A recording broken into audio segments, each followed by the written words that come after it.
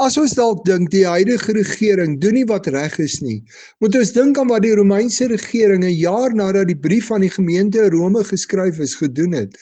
Hulle het die gelowiges baie wreed en onregverdig ter wille van hulle geloof vervolg.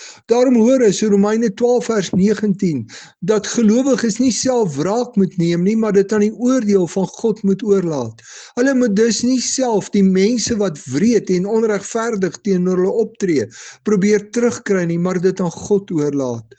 Die Here het in Deuteronomium 32 vers 10 gesê dat hy sy kinders vertroetel soos die appel van sy oog.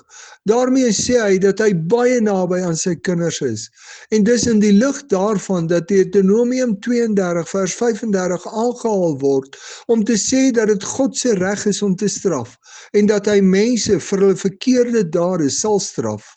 Gelowiges moet dus nie self wraak neem nie, want God is by ons en hy as God het die reg om te straf. Ons moet dus nie God probeer speel deur self wraak te wil neem nie.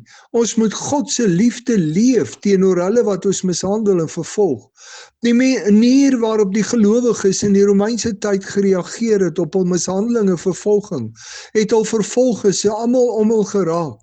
Baie van hierdie vervolgers het tot bekering gekom omdat die gelowiges soos Jesus op mishandeling en vervolging gereageer het.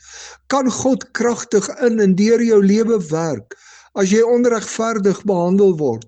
Of staan jy in die pad van God se werk omdat jy self wil oordeel oor wat ander aan jou doen?